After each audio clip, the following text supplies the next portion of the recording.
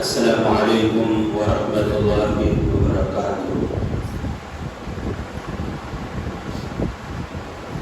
الحمد للہ وکفی وسلام علی عباده الذین اصطفى، اما بعد، قال اللہ تبارک وتعالی فی کلامہ المجید: اعوذ باللہ من الشیطان الرجیم، بسم اللہ الرحمن الرحیم، النار یعرضون علیہا غدوا وعشیا۔ عن انس بن مالك رضي الله عنه انه حدثهم ان رسول الله صلى الله عليه وسلم قال: ان العبد اذا قضي في قبره وتولى عنه اصحابه وانه ليسمع قرعهم اتاه ملكان فيقعدانه فيقولان: ما كنت تقول في هذا الرجل لمحمد صلى الله عليه وسلم؟ فأما المؤمن فيقول: أشهد أنه عبد الله ورسوله، فيقال له: ينظر إلى مقعدك من النار قد أبدعك الله بها مقعدا من الجنة، فيراهما جميعا. قال قتادة: وذكر لنا أنه يفسح له في قبره. ثم رجع إلى حديث أنس قال: وأما المنافق والكافر فيقال له: ما كنت تقول في هذا الرجل؟ فيقول: لا أدري، كنت أقول ما يقول الناس. فيقال: لا دريت ولا تليت. ويزرق بمطارق من حديد زرقة فيسيح صيحة يسمعها من يده غير الثقلين۔ بزرگوں اور بھائیوں، آج کے درس میں بات یہ آئے گی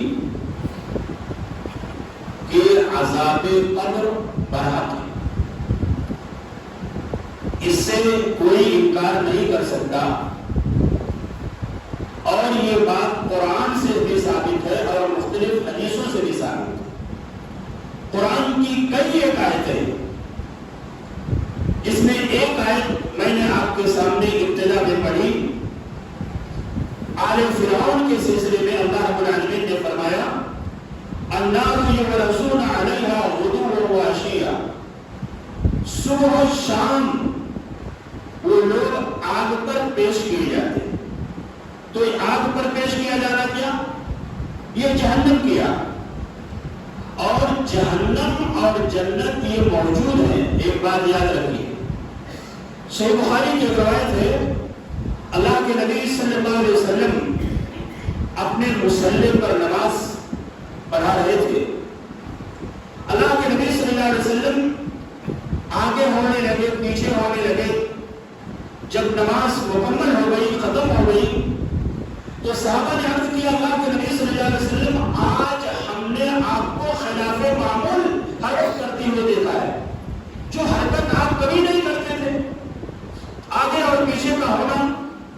اللہ کے نبی صلی اللہ علیہ وسلم نے فرمایا: میرے سامنے جنت پیش کی گئی تھی، جنت، جب اس کی نعمتوں کو میں نے دیکھا تو میں سوچا آگے بڑھ کر کے اس کو توڑ لوں، اس کو لے لوں، اس لیے میں آگے ہو گیا۔ اور میرے سامنے جہنم پیش کی گئی، اور جب جہنم پیش کی گئی اور اس کے سخت عذاب اور اس کی کیفیت کو میں نے دیکھا تو میں پیچھے ہونے لگا۔ تو جنت اور جہنم یہ دونوں اللہ کی مخلوق ہے میرے بزرگوں بھائیوں، اور یہ دونوں موجود ہیں۔ اللہ رب العالمین نے دونوں کو پیدا کیا ہے، دونوں اللہ رب العالمین کی مخلوق ہیں، لہذا یہ پیش کیے جاتے ہیں۔ آگ کے اوپر آل فرعون یہ پیش کیے جاتے ہیں، ان کو سخت عذاب دیا جاتا ہے۔ تو قرآن مجید کی یہ آیت کریمہ اور اس معنی کی کئی آیات ہیں جو اس بات کو ثابت کرتے ہیں کہ عذاب قبر برحق ہے۔ یہ فاسق آدمی کو، کافر کو، منافق کو عذاب قبر ہوتا ہے۔ کئی معنی کی حدیث ہے، میں اس کی طرف نہیں جاؤں گا تاکہ درس زیادہ لمبا نہ ہو جائے۔ بس میں نے جو روایت آپ کے سامنے پیش کی ہے صحیح بخاری کی، اس کے بیان کرنے والے انس بن مالک رضی اللہ تعالیٰ عنہ ہیں۔ انس بن مالک رضی اللہ تعالیٰ عنہ بیان کرتے ہیں کہ رسول اللہ صلی اللہ علیہ وسلم نے فرمایا آدمی جب اپنی قبر میں رکھا جاتا ہے، آدمی جب اپنی قبر میں رکھا جاتا ہے اور جنازہ میں شریک ہونے والے لوگ اس سے رخصت ہوتے ہیں تو ابھی وہ ان کے جوتوں کی آواز سنتا ہے۔ کون سنتا ہے؟ مردہ سنتا ہے۔ ایک الگ موضوع ہے، لہذا میں اس کی تفصیل میں نہیں جاؤں گا، ابھی اپنا جو موضوع ہے اس تعلق سے میں بات رکھوں گا۔ تو مردہ کیا ہوتا ہے؟ لوگوں کے جوتوں کی آواز سنتا ہے۔ جب وہ جوتوں کی آواز سنتا ہے اور کچھ قدم وہ لوگ آگے جاتے ہیں تو دو فرشتے منکر نکیر، دونوں کا نام ہے، جو قبر میں میت کے پاس آتے ہیں، منکر نکیر، یہ تو فرشتوں کا نام ہے، اس کے پاس آتے ہیں اور وہ اسے بٹھا کر پوچھتے ہیں۔ وہ کیا کرتے ہیں؟ وہ اس کو بٹھاتے ہیں دونوں فرشتے قبر میں اور بٹھا کر کے پوچھتے ہیں کہ اس شخص یعنی محمد صلی اللہ علیہ وسلم کے بارے میں تمہارا کیا خیال ہے، کیا تمہارا عقیدہ ہے؟ تو مومن یہ کہتا ہے کہ میں گواہی دیتا ہوں کہ آپ اللہ کے بندے اور اس کے رسول ہیں۔ اس جواب پر اس سے کہا جائے گا کہ تو یہ دیکھ اپنا جہنم کا ٹھکانہ، سب سے پہلے اسے جہنم دکھایا جائے گی، لیکن اللہ تعالیٰ نے اس کے بدلے میں تمہارے لیے جنت میں ٹھکانہ دے دیا۔ اس وقت اسے جہنم اور جنت دونوں ٹھکانے دکھا دیے جائیں اسی وقت کہ دیکھو یہ جنت ہے اور جہنم ہے۔ قتادہ رضی اللہ تعالیٰ عنہ بیان کرتے ہیں کہ اس کی قبر خوب کشادہ کر دی جائے گی، اس کی قبر خوب کشادہ کر دی جائے گی، اس لیے کہ اس نے جواب دے دیا، فرشتوں کے سوال کا جواب دے دیا۔ ایک بات یہاں پر کھٹک یہ آتی ہوگی سامعین کے ذہنوں میں کہ وہ روایت جس میں اللہ کے نبی صلی اللہ علیہ وسلم نے یہ فرمایا کہ 3 سوالات ہوں گے میت سے۔ من ربکا، تمہارا رب کون ہے؟ من نبیکا، تمہارے نبی کون ہے؟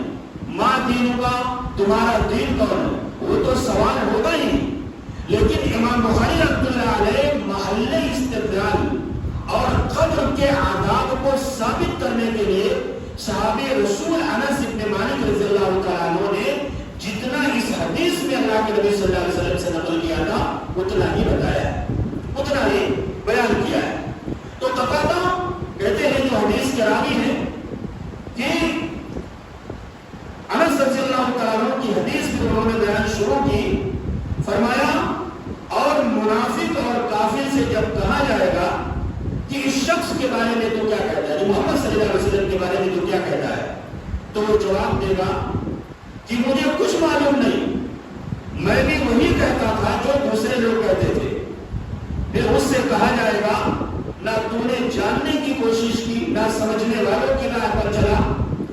پھر اسے لوہے کی گوشوں سے فرشتے بڑی زور سے ماریں گے، بہت زور سے اس کو مارا جائے گا کہ وہ چیخ پڑے گا اور اس کی چیخ کو جن اور انسانوں کے سوا اس کے آس پاس کی تمام مخلوق سنے۔ اللہ اکبر۔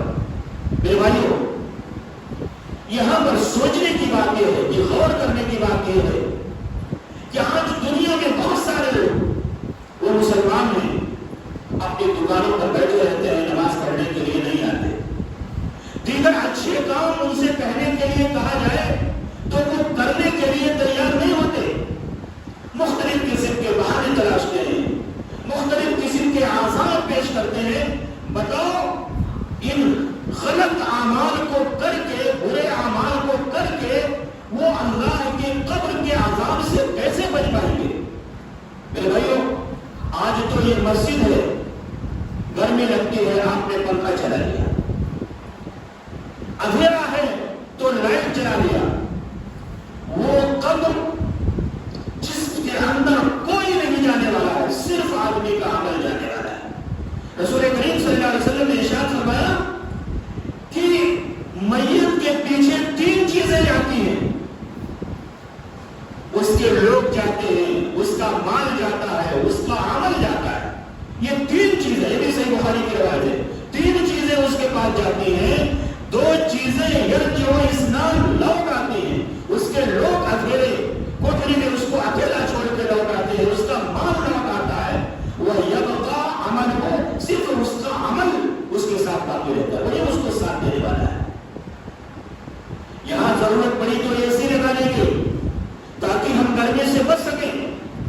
لیکن وہاں صرف آدمی کا عمل کام آئے گا. آدمی غور کرے کہ قبر کی وہ اندھیری کوٹری ہوگی، مرو پر مٹی اس کے اوپر ہوگی. ایک آدمی اگر عذاب قبر کے اندر پھنس گیا تو غور کیجیے کہ وہاں کون سا پنکھا وہ لینے کے لیے جائے گا، کون سی اے سی کا اس نے انتظام رکھا ہے جو اس کے قبر میں وہاں اس کے کام آ سکے. میرے بھائیو، کوئی پنکھا، کوئی اے سی، کوئی چیز وہاں پر کام نہیں دے گی. اگر کوئی چیز کام دینے والی ہے تو صرف اور صرف اس کا عمل، یہی نماز، یہی روزہ، یہی زکات، یہی حج، یہی قرآن پاک کی تلاوت، یہی اچھی نیکیاں، یہی سب اسے عذاب قبر سے بچائیں گی اور قبر میں اس کے کام آئیں گی. ورنہ کوئی اور چیز اس کے قبر میں کام آنے والی نہیں ہے. یہ وہ منزل ہے. عثمان غنی رضی اللہ تعالیٰ عنہ صحابی رسول ہیں، اشرف مبشرہ میں سے ہیں. اللہ کے نبی صلی اللہ علیہ وسلم نے کئی بار کہا عثمان کے لیے جنت ہے، عثمان کے لیے جنت ہے. بیر روما مدینہ میں جب خرید کر انہوں نے سب کے لیے آزاد کیا، وقف کیا، تو اللہ کے نبی صلی اللہ علیہ وسلم نے فرمایا کہ عثمان کے لیے جنت ہے. یہ عثمان غنی ہے. غلام ہانی کہتا ہے کہ جب یہ قبر سے گزرتے تھے تو بہت زیادہ روتے تھے. قبر سے گزرتے تھے تو بہت زیادہ روتے تھے. غلام نے کہا کیا بات ہے، کیا بات ہے؟ آپ کے سامنے جہنم کی ہولناکیوں کا ذکر ہوتا ہے تو آپ اتنا نہیں ہوتے. جہنم غور کیجیے کتنی مکروہ چیز ہے، کتنا سخت عذاب جہنم کا ہے، تو آپ نہیں ہوتے. انہوں نے کہا میرے بھائی بات یہ ہے، میں نے اللہ کے نبی صلی اللہ علیہ وسلم کی زبان سے سنا تھا، میں نے زبان رسالت مآب صلی اللہ علیہ وسلم سے سنا ہے، قبر آخرت کی منزلوں میں سب سے پہلے منزل ہے. قبر کی منزل جس کے لیے آسان ہو گئی اس کے لیے آگے کی ساری منزلیں آسان ہو جائیں گی، اور قبر کی منزل جس کے لیے مشکل ہو گئی آگے کی ساری منزلیں اس کے لیے مشکل ہو جائیں گی. اس وجہ سے میں قبر کے عذاب کو سن کر کے اور قبر کے پاس سے جب گزرتا ہوں میں بہت زیادہ روتا ہوں. عذاب قبر سے ہمیں اللہ کی پناہ مانگنی چاہیے. دعائیں اللہ کے نبی صلی اللہ علیہ وسلم نے سکھائی ہے. تو یہ حدیث اس بات کو ثابت کرتی ہے کہ کافر کو، منافق کو، حتیٰ کہ مسلمان اگر برے کام سے نہیں بچتا ہے تو اس سے عذاب قبر ہو سکتا ہے. غور کیجیے صحیح بخاری کی روایت کہ اللہ کے نبی صلی اللہ علیہ وسلم جب دو قبروں سے گزرے، اللہ کے نبی صلی اللہ علیہ وسلم اپنی اونٹنے سے اتر گئے. آپ نے دونوں قبروں والے کے سلسلے میں بتایا کہ ان دونوں کو ان کے قبر کے اندر عذاب ہو رہا ہے. اللہ کے نبی صلی اللہ علیہ وسلم نے فرمایا جو عذاب ہو رہا ہے وہ کوئی بڑی چیز نہیں، یعنی اس سے بچنے میں، وہ بولنے میں، دیکھنے میں کوئی بڑی چیز نہیں ہے. شریعت کی نگاہ میں تو بڑی ہے. ایک آدمی ایسا تھا لا يستنزه من البول، وہ پیشاب کے چھینٹوں سے نہیں بچتا تھا، اور دوسرا آدمی یہ تھا جو چغل خوری کیا کرتا تھا، اس سے نہیں بچتا تھا. میرے بھائیو غور کرو، آج کتنا سنگین مسئلہ ہے. ہمارے بہت سے بھائی اسی مارکیٹ میں آپ کو ملیں گے، اسی بازار میں آپ کو ملیں گے، جب ان سے کہا جاتا ہے نماز کے لیے چلو تو کہتے ہیں کہ میں پاک نہیں، میں ناپاک ہوں. ایک مسلمان کیسے ناپاک رہ سکتا ہے؟ ایک مسلمان کیسے پاک نہیں رہ سکتا ہے؟ کیا یہ بات ممکن نہیں ہے؟ اللہ کے نبی صلی اللہ علیہ وسلم یہ فرماتے کہ وہ پیشاب کے چھینٹوں سے نہیں بچتا تھا، اور ایک آدمی مکمل طور پر ناپاک رہتا ہے، وہ پانی نہیں استعمال کرتا، استنجا نہیں لیتا ہے. بھلا بتائیے، غور کیجیے اور سوچیے کہ ایسے شخص کو عذاب قبر نہیں ہو سکتا؟ ایسے مسلمان کو بھی عذاب قبر ہو سکتا ہے. یہ قبر بڑی کٹھن منزل ہے، یہ بڑی کٹھن منزل ہے. اس کے لیے تیاری کرنا ہے، اچھے اعمال کرنا ہے، تب یہ چیز ہمارے کام آئے گی، نہیں تو کام نہیں آئے گی. میرے بھائیو، حدیث کا آخری جملہ اللہ کے نبی صلی اللہ علیہ وسلم نے فرمایا کہ اسے لوہوں کے گرد سے فرشتے زور سے مارتے ہیں، اور اس چیخ اور پکار کو جن اور انسانوں کے سوا دنیا کی تمام مخلوقات سنتے ہیں. میرے بھائیو، کیا حکمت ہے. اللہ کے نبی صلی اللہ علیہ وسلم نے خود دوسری حدیث کے اندر بیان فرمایا کہ لوگوں اگر تم چاہو تو میں اللہ رب العالمین سے دعا کر دوں، اللہ رب العالمین تمہیں بھی وہ آواز قبر کے عذاب کی سنا دے، لیکن مجھے ڈر ہے کہ اگر تم نے عذاب قبر کو، قبر کی اس عذاب کو، اس سختی کو تم نے سن لیا تو کہیں ایسا نہ ہو کہ تم اپنے مردوں کو قبر میں دفن کرنا بند کر دو. یہ اللہ کے نبی صلی اللہ علیہ وسلم نے فرمایا. بات بہت کثیر یہ کہتے ہیں کہ اللہ تعالیٰ نے جو پوشیدہ رکھا ہے وہ حکمت ہے. کیا حکمت ہے؟ کہتے ہیں کہ مثال کے طور پر ایک شخص کو اگر قبر کے اندر عذاب ہو گیا، وہ مسلمان ہے، اس کی برائیوں کی وجہ سے وہ مسلمان ہے، اس کو عذاب ہو گیا، تو جو لوگ اس کے عذاب کی کیفیت کو سنیں گے کہ فلاں شخص کا عزیز ہے، فلاں شخص کا یہ رشتہ دار ہے، فلاں شخص کا پیارا ہے، محبوب ہے، اس کو اس کے قبر میں عذاب ہو گیا، تو لوگ اپنی نگاہوں سے اس کو گرا دیں گے، اپنی نگاہوں سے اس کو گرا دیں گے اور کہیں گے فلاں شخص کا عزیز کیسا تھا، اس کو اس کے قبر کے اندر عذاب ہو رہا ہے. دوسری بات یہ کہ اگر آدمی اپنے عزیز کے سلسلے میں جان لے کہ اسے قبر کے اندر عذاب ہو رہا ہے، تو ایسی صورت میں وہ اتنا شرمندہ ہوگا، لوگوں کے سامنے اتنا نادم ہوگا کہ لوگوں کے سامنے سر اٹھا کر کے جینا اس کے لیے مشکل ہو جائے گا. لوگوں کے سامنے سر اٹھا کر کے جینا اس کے لیے مشکل ہو جائے گا. اس وجہ سے اللہ کے نبی صلی اللہ علیہ وسلم نے فرمایا ساری مخلوقات، جنات اور انسان، ان دونوں کے علاوہ دنیا کی ساری مخلوقات جب فرشتے اس گرج سے مارتے ہیں لوہے کے اور زور زور سے چلاتا ہے وہ آدمی، تو ان دونوں مخلوقات کے علاوہ انسان اور جنات کے علاوہ دنیا کی ساری مخلوق ان آواز کو سنتی ہے. تو میرے بھائیو، ہمیں غور یہ کرنا ہے، سوچنا ہے کہ ہمیں اچھے اعمال کریں، اس لیے کہ قبر سب سے پہلی منزل ہے جو آخرت کی منزلوں میں سے ہے، اور یہ عالم برزخ ہے. برزخ مانے عام، ایک دوسری دنیا ہے. آخرت الگ ہے اور یہ عالم برزخ الگ ہے، دنیا کی زندگی الگ ہے. آدمی سب کچھ قبر کے پاس موجود ہوتا ہے، لیکن آدمی کے پاس کیا مجال اپنے کسی عزیز سے بات کرے، اپنے کسی عزیز کو کوئی چیز کھلا دے، اپنے کسی عزیز سے کوئی چیز پیش کر دے. سب کچھ سامنے ہے، لیکن یہ قبر کی منزل کا معاملہ ایسا ہے کہ اللہ ہی اس کے سلسلے میں بہتر جانتا ہے. جتنا قرآن اور حدیث نے ہم کو بتایا ہے عالم برزخ کے بارے میں، اتنا ہی ہم کو جاننا چاہیے اور اس سے مزید گریز کرنے کی کوشش نہیں کرنا چاہیے. کتاب و سنت نے جو ہم کو بتایا ہے ہم کو اسی پر عمل کرنا چاہیے اور اپنے اعمال کو اچھا بنانے کی کوشش کرنا چاہیے. یہی آج کے درس کا میسج اور پیغام تھا کہ عذاب قبر برحق ہے. قبر آخرت کی منزلوں میں سب سے پہلے منزل ہے، لہذا آدمی اس کی سختیوں سے، اس کی پریشانیوں کو اچھے اعمال کرتے ہوئے بچنے کی کوشش کرے، اس کی مصیبتوں سے بچنے کی کوشش کرے. میں اللہ رب العالمین سے دعا کرتا ہوں کہ اللہ تعالیٰ جتنی باتیں میں نے قرآن و حدیث کی روشنی میں کی ہیں، اللہ تعالیٰ ہمیں کہنے سننے سے زیادہ عمل کرنے کو توفیق عطا فرمائے. اللہ مسلمان دنیا کے جس کونے میں پریشان ہو، اللہ ان کی پریشانیوں کو دور فرمائے. اللہ رب العالمین ہم لوگوں میں سے جو بھی بیمار ہوں، چھوٹے ہوں، بڑے ہوں، بوڑھے ہوں، اللہ رب العالمین ان کی پریشانیوں کو دور فرما دے. اللہ رب العالمین ان کو بیماریوں سے شفا کاملہ عاجلہ عطا فرما دے. ہمارے آبا مردار مسلمان موجود مردار جو اپنی قبروں میں مدفون ہیں، اللہ ان کی قبروں کو گشادہ فرمائے اور انہیں جنت الفردوس کے اندر اعلیٰ مقام عطا فرمائے. آمین. وآخر دعوانا الحمد للہ رب العالمین. السلام علیکم ورحمۃ اللہ وبرکاتہ.